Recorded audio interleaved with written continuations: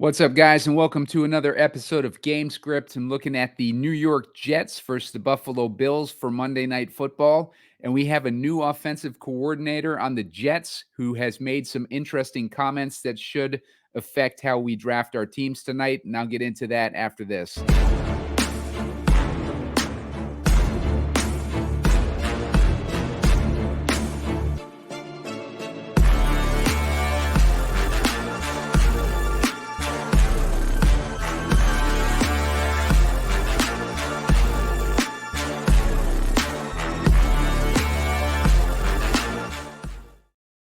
What's up, guys? Simon Edwards at Pumacom here with Heat Seeker Sports, and you're watching Gamescript.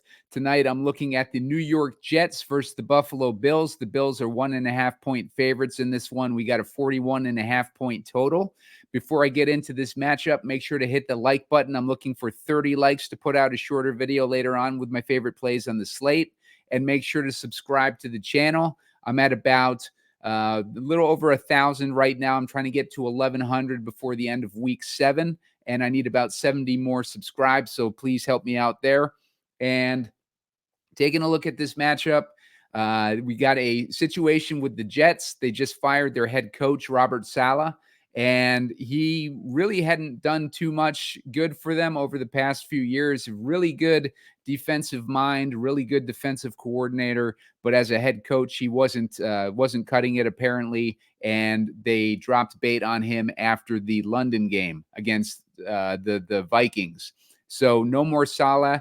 The head coach that they promoted was the former defensive coordinator, and he has installed an offensive coordinator who used to be an offensive coordinator for the Titans years back, and he made some interesting comments on the state of the offense, and I'll get into that in a second. But let's get into this analysis here on the player pool and see which direction to go for building our lineups for DraftKings Showdown this week.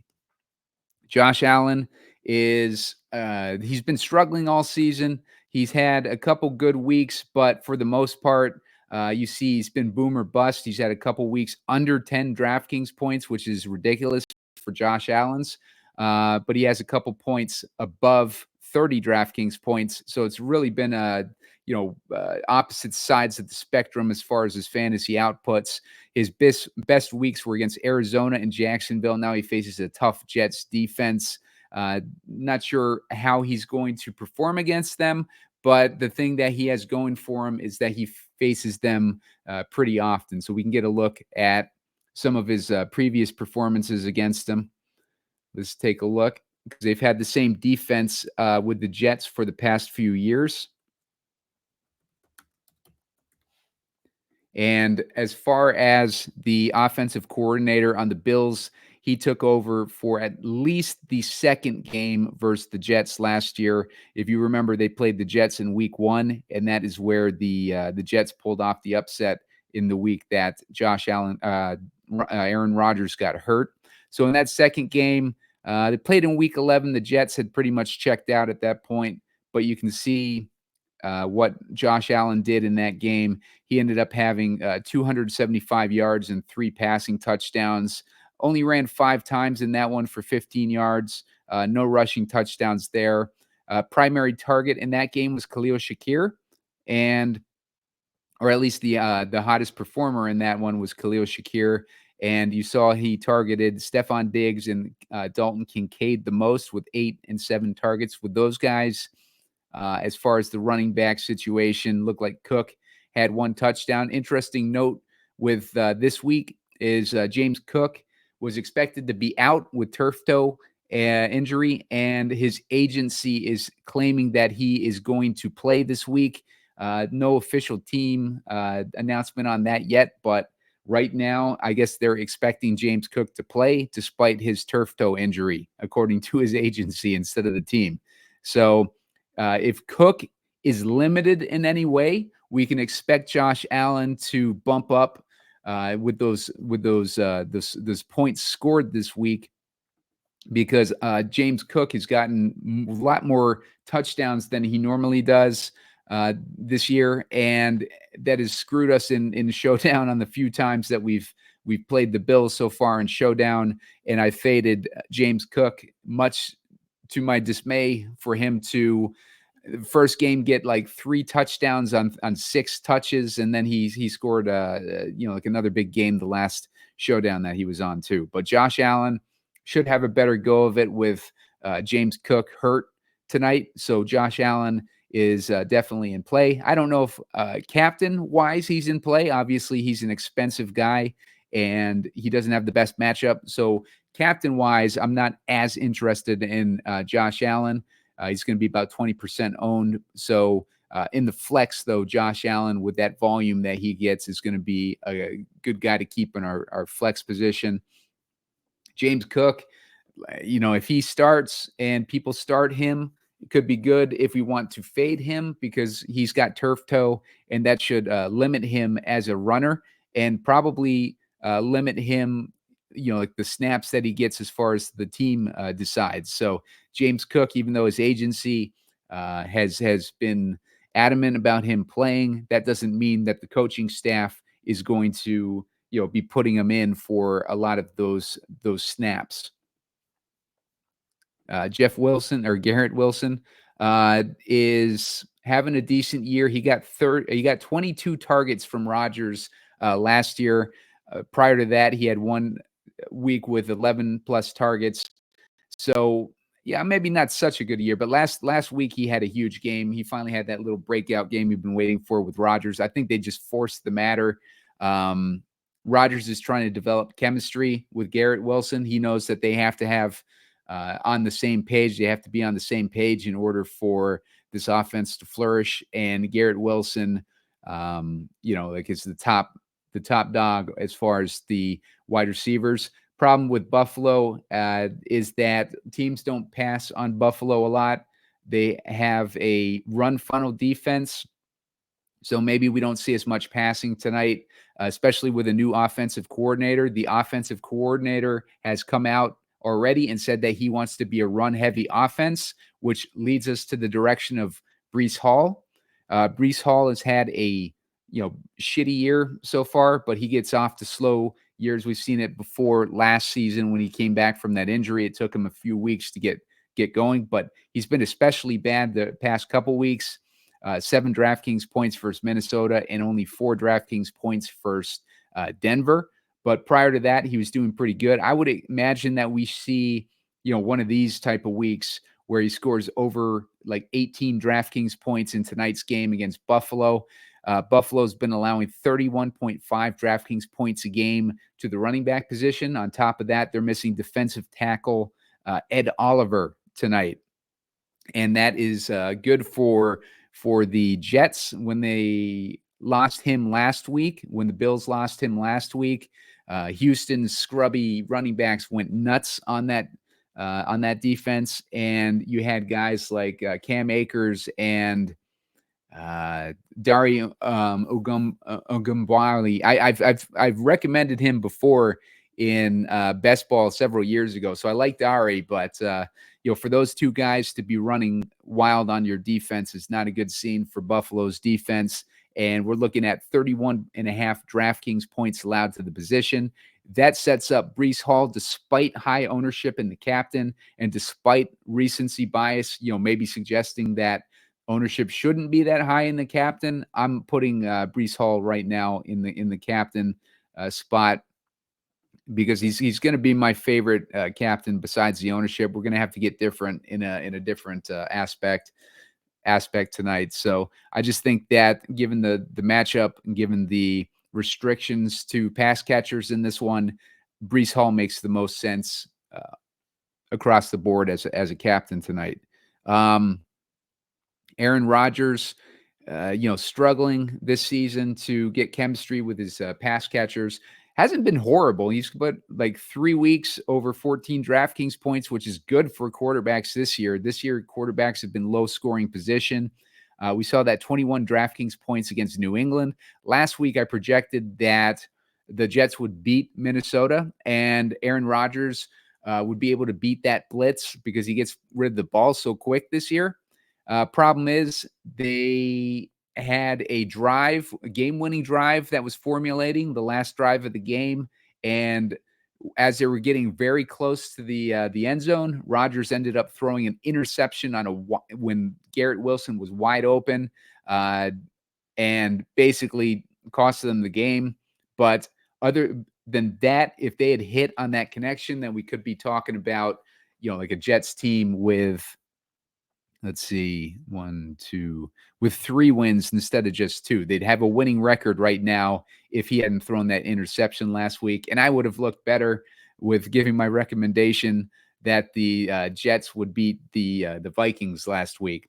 But Rodgers, I think tonight he's good against the type of defense that Buffalo runs, but with the defense being more of a run funnel defense, and the comments made by the offensive coordinator wanting to be a run heavy offense, I would put Rodgers, despite his influence over the team, I would put Josh Allen over Rodgers as my quarterback if I'm only going with one quarterback, which would make sense in a game tonight that should be low scoring.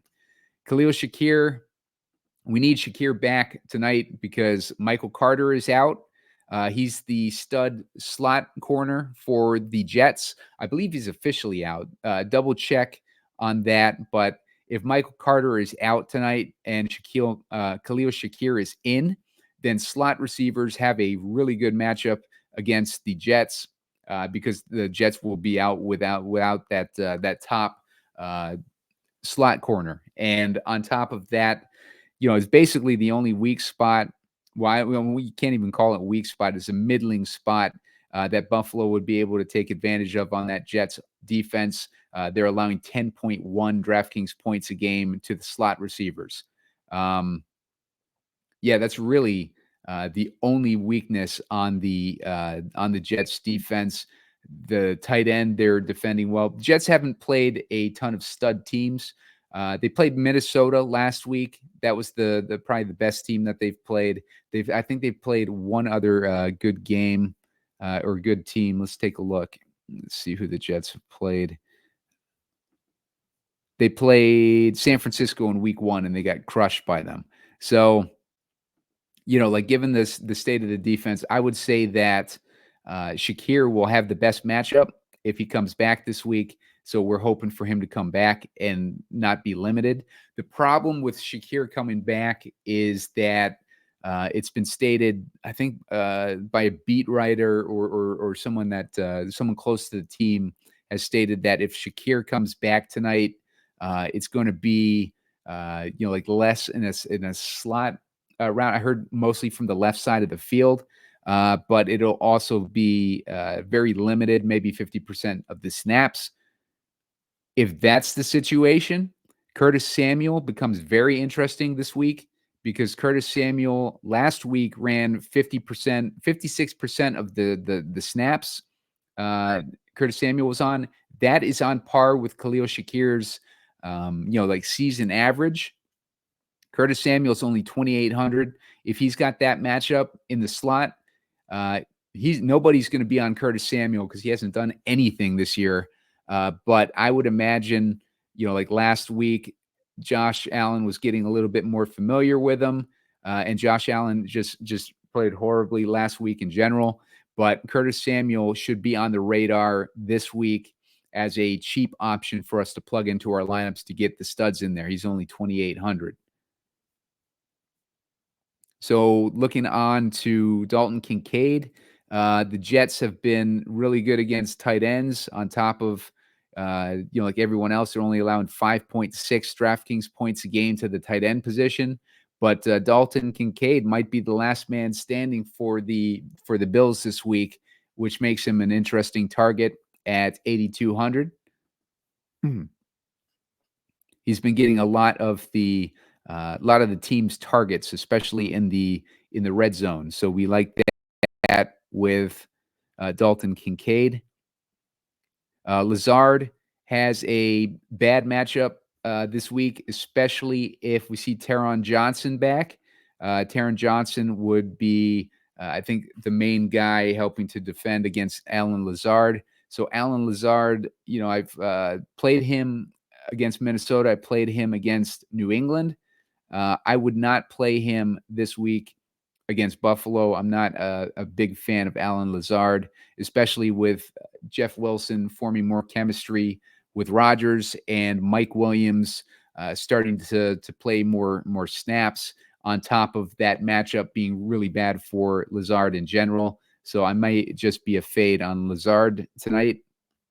Keon Coleman is a guy that they like to go to in man coverage, but he's got another really bad matchup against those corners from the Jets. I don't like Keon Coleman this week, despite being a target against man coverage.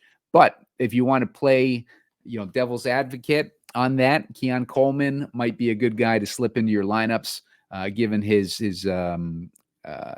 being one of the go-to guys against man coverage for Josh Allen this year.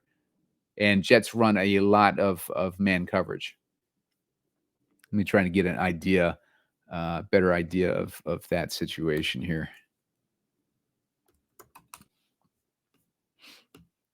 Yeah, Alan Lazard.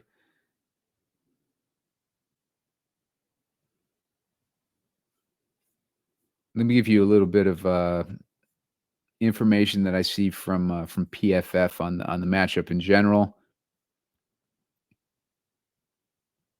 Among 65 NFL wide receivers with at least 115 snaps, Lazard ranks 39th in target rate, 44th in catch rate, 47th in average depth.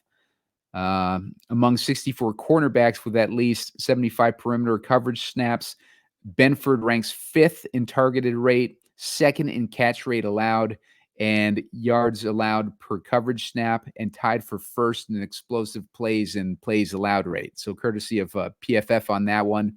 Really bad matchup for Alan Lazard.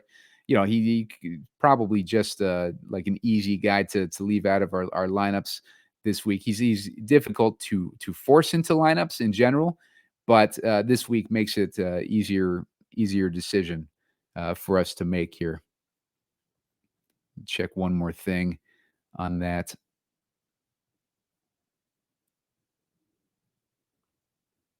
Yeah. So, yeah, not a good scene for Alan Lazard this week.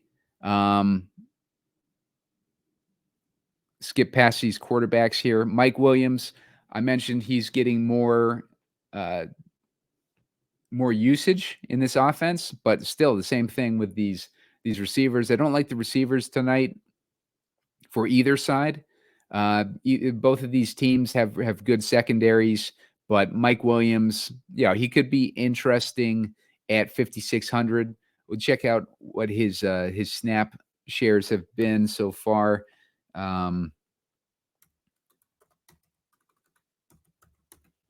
If we're looking at Mike Williams, he got 71% snap share last week in London against Minnesota, 58 the week before, 45 the week before that. So he's steadily climbing in his snap shares, and I would expect Mike Williams to be pretty much close to healthy at this point, coming off that ACL tear last year early in the season, and he's coming back from that injury, and he's week 5, he's got to be close to feeling, like at least better at this point, or at least closer to a full-time player at this point. Braylon Allen has that same matchup that I like about Breece Hall. He's been more efficient than Breece Hall. You haven't seen it pop up in his fantasy points yet, but I don't hate the idea of using Braylon Allen along with Breece Hall to get our lineups different. Ty Johnson, if Cook is hurt, Ty Johnson is the one who was getting the most run last week. He ended up getting 3 attempts, 1.5 yards.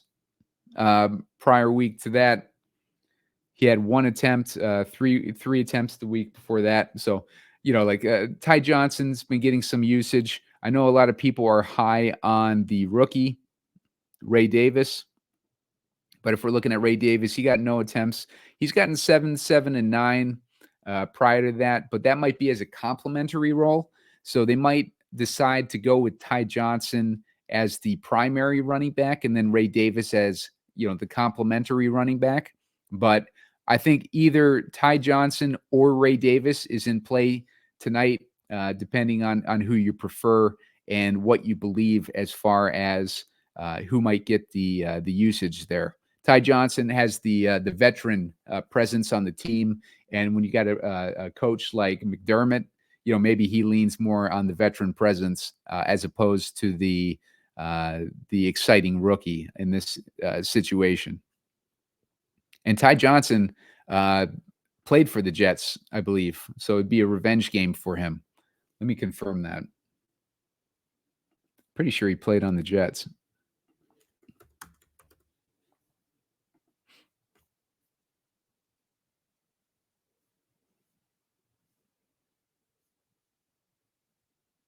Let's see.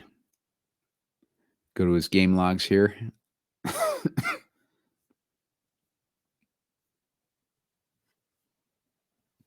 Yep, he played for the Jets a couple years ago. So, take that for what it is. It's just an interesting note there. Bills defense, I don't mind either of these defenses tonight. I think either defense is in play. Tyler Bass, he scored about 10 DraftKings points a game versus the Jets. So, 10 DraftKings points tonight would be a good number for us, like for a guy in the flex. So Tyler Bass is in play. I mean, you could do the kicker captain if you wanted to there, if you think it's going to be a low enough scoring game. Zerline also in play. He hasn't done a lot. I feel like he's missed a few field goals too. Yeah, it looks like he's missed a couple of them at least so far. So maybe not so reliable, but Zerline is going to be in play. They're playing in New York. Keep that in mind too. Conklin's another guy that's hurt, listed as questionable, limited participant in practice all week. So, he should be good to go. Faces a tough defense against the Bills, but a better defense than Kincaid because the Bills are allowing 10 DraftKings points a game to the tight end position. So Conklin would be in play. Jets D, like them. I like Davis, keeping him in your player pool. Samuel, I like Samuel enough to be over the field on him. Mac Hollins, not really interested there against these corners. Same with Valdez-Scantling. Dawson Knox, not really interested there. None of these other guys are interesting, but I don't think we really need to go dumpster diving this week anyways. Let's go back to that Josh Allen. See what he did again last year against these Jets. Now, this is with that same coordinator. So we take a look at what he did against the same offensive coordinator. As I mentioned, this is week 11. The Jets had pretty much given up at that point. Allen did pretty good, 3 touchdowns. Shakir was the guy that stood out. Kincaid did pretty good. Ty Johnson actually had a decent game in that one. He scored a touchdown. As I said, like that revenge factor. What they do in the first game though? The first game against Buffalo. First game against the Jets. That's one that they lost. Still not horrible for Josh Allen. 236 yards. That's about 9 DraftKings points. 13 DraftKings points for Josh Allen in that one. And main target was Stephon Diggs. He was forcing targets to Diggs. Nobody else had a decent game in that one. So, it gives you kind of an idea like what to expect from Josh Allen. It could be feast or famine, like the way that Josh Allen's been playing. He's been playing more famine recently, but that injury to James Cook tells me that we could see him on the higher end of his spectrum. Maybe we see him in that 20, 15 to 20 point range for Josh Allen to be conservative, which is enough to get him in the lineup this week. So I'm going to put Josh Allen in there. I will say too, against the type of coverage that the Bills are running, The primary targets are Garrett Wilson and Breece Hall. They're about 60% of the targets against the type of coverage that the Bills run. Let's see, who else do we want? I'm going to go ahead and plug in Bass. I think it's going to be a low-scoring game. So we got Breece Hall, we got Josh Allen, we got Bass. We want to make this lineup a little bit different. I'm going to put Braylon Allen in there too. And I'm going to hold the offensive coordinator to his word. I know with Aaron Rodgers running the team, obviously, that whatever the offensive coordinator says doesn't really mean too much. But let's say, for the sake of argument and the sake of getting our lineups a little bit different, let's put Braylon Allen in there too. So we got 7,200 left for a salary. Let's say that Curtis Samuel is our primary slot guy this week. It's going to leave us with 1,100 left. I think in that situation, I'd go with Wilson. Because I think I'm looking for volume. Wilson would be a guy. Kincaid would be a guy to get you different. You're basically leaving 3,500 on the table at that point. You could probably upgrade Samuel to maybe another kicker or something like that. But I think with the weakness, like the injury to Carter, I think with the general being the weakest spot for the Jets defense against those slot receivers, even though Michael Carter's a stud cornerback, I think that Samuel is in the best spot this week. I think his matchup is improved by Carter not being in there this week. If we wanted to plug in a guy, I like Allen. We could take Braylon Allen out in this build if we wanted to go with Kincaid there. And really, it doesn't do much for us because I don't like. It doesn't get us to Rodgers. We're still 100 shy of Rodgers. If we wanted to try to get to Rodgers, I think Kincaid would be maybe the guy that we swap out, but there's no one to swap him out with. So that's why I kind of prefer to leave salary on the table. I don't like Shakir. Even if he plays, I don't like him. Lazard, I don't like at all. Coleman, you could take a swing at Coleman, but I don't think that Coleman is going to necessarily score more points than Braylon Allen. You could also put Williams in there and do the same thing with leaving the salary on the table. Bunch of directions you can go. I feel like leaving salary on table this week seems like a pretty good option. People are going to force in these scrubbier guys that don't necessarily have that same upside as someone facing the running defense of the Buffalo Bills. So this is basically a 4-2 build where I got the running game for the New York Jets side. And then on the Buffalo side, I've got Allen to Samuel and Kincaid. Allen taking up the running game mantle for the Bills, passing it to Samuel and Kincaid as his primary targets. And then, we see Bass coming in there and mopping things up when they can't convert in the red zone. So I think that's an interesting way to go. If you wanted to, you could swap Allen into the captain there for Breece Hall, and it still works. You can use this direction too. I mean, that still leaves 2,700 on the table. That way, you get Allen with his running prowess on top of Samuel and Kincaid as his targets. If you want to go a little bit different, let's clear that out. Let's put Kincaid in the captain. Let's go with Allen. Let's go with Wilson. Let's go with Hall. We know that they're going to get 60% of the targets likely. Let's put Bass in there.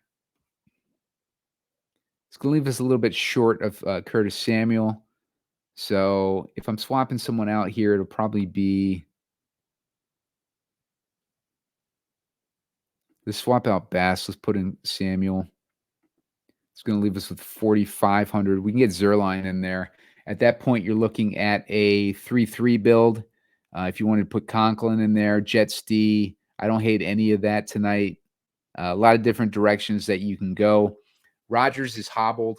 He got banged up even more last week, but I think with the head coach firing, they're going to get that bump, the head coach firing bump. And then on top of that, Buffalo has not been playing well this year. They're playing at home, and we have like a team in Buffalo that doesn't have a lot of weapons without Gabe Davis and Stephon Diggs, on top of their weapons being hurt with Khalil Shakir and James Cook. Things are just shaping up for a Jets win in this one, I think. And my favorite captain is Breece Hall, and I like that Jets running game tonight, despite the ownership. So hopefully that helps you guys. Make sure to hit the like button, get me to 30 likes, and that'll trigger my shorter video later on after I get more complete thoughts on this matchup. And make sure to subscribe to the channel. Help me get to 1,100 subscribers. I need about 70 to go there. And I appreciate the help, guys, and good luck.